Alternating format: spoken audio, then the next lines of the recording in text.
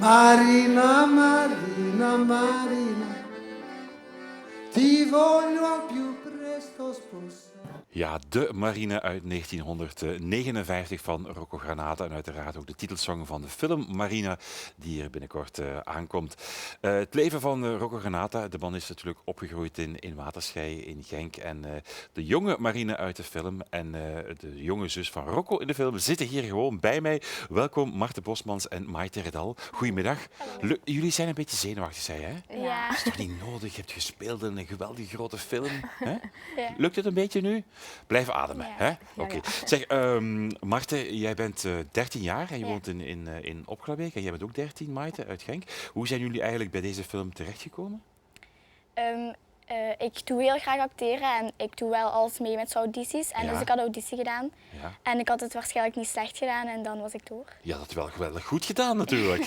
En voor jou hetzelfde? Ja, ik heb ook auditie gedaan en dan hebben ze gebeld dat ik de rol gekregen Ja. had. En wat moest je doen tijdens de auditie eigenlijk? Ik moest een scène spelen die ik ook in de film speel. Mhm. En ik moest me ook voorstellen en dan de gevoelens ook uitdrukken. Ja, welke gevoelens dan bijvoorbeeld? Bang, boos, verdrietig en blij. Ja, zijn ze bang? Oké. En jij ook? Moest jij ook diezelfde Ja, dingen ik doen? moest hetzelfde doen. Ja, ben jij eens blij? Ja, je bent heel blij. Zeg, het is natuurlijk al anders, want het is de eerste keer, je hebt nooit een film meegespeeld natuurlijk. Heb je daar een beetje op voorbereid? Hoe doe je dat dan eigenlijk? Tekst Ja, leren? de tekst van buiten scenario leren. lezen? Ja, de scenario heb ik ook gelezen helemaal. Ja? Ja, gewoon van buiten leren de tekst en ook acteren, ook even oefenen en zo. Ja. Voor de spiegel ben je thuis ook? Ja. Heel veel oefenen, zeggen ze altijd. Als heb je jezelf vooral- bezig ziet, dan krijg je het beste idee van hoe je dat doet. Hè? Ja.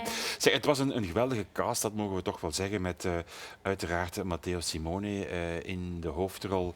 De film is van onze Limburgers Stijn Konings, ook Evelien Bosmans, Warre Borgmans, Chris van Dubbel. Alle mensen die je waarschijnlijk kent van televisie. Ja. En plots kom je echt met die mensen in contact. Hè. Hoe ging dat dan eigenlijk? Beetje vreemd? Ja, ik vond het wel zo eng om zo met die te praten. Maar het zijn zo heel vlotte mensen, dus ze zijn ook heel vriendelijk. Ja, Dus en dat voor is- jou, als je die mensen ziet? Ik keek natuurlijk altijd heel veel naar hen op en dan mocht je opeens naast hen staan en samen spelen. En ja, het zijn hele toffe mensen. En dat zou af en toe ook een beetje tips gegeven van doe dit of doe Ja, dat. ja, want de taal op de set is niet altijd in het Nederlands en ik versta niet alle talen. Ja. Dus dan helpen ze u daarbij. Dus ja, heel geweldig. Soms ook een beetje in het Italiaans ook, hè? Ja. En welke taal nog? Frans ook een beetje? Ja, sommigen spraken ook Frans. Ja. Ja. Ja, op 6 november komt de film pas in de zalen. Het gaat eigenlijk over de jeugdjaren van Rocco Granata.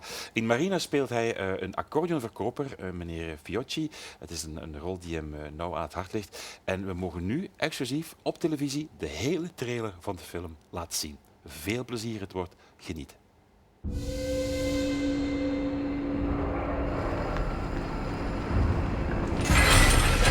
Avevi un mai in camminera.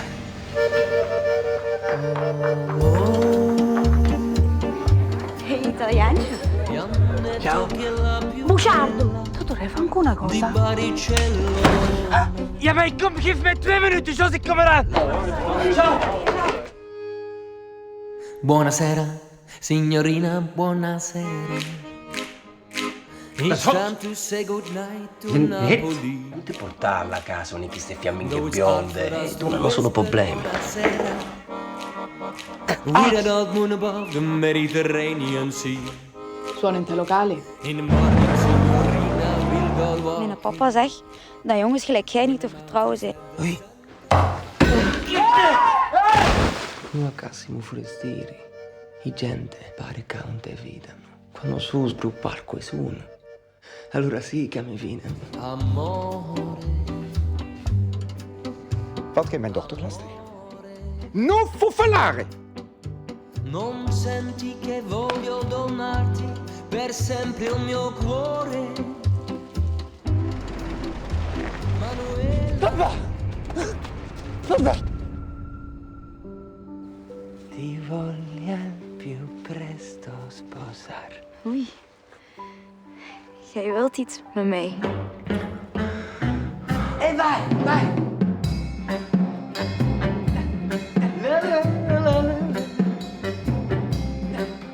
Ok, vai!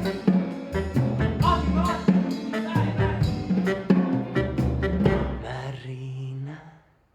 Marina, Marina.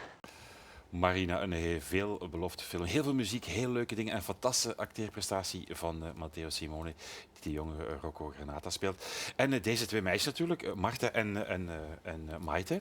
Het is de eerste keer dat jullie eigenlijk samen, jullie hebben in de film niet samen gezeten eigenlijk, hè? Nee. Nee. Dus is dat leuk dat jullie hier eigenlijk echt in samen zitten bij ons? Ja, Ja. eigenlijk is het heel tof. Maar jullie kennen elkaar wel van de school, hè? Ja. Ja. Zeg, laten we even over.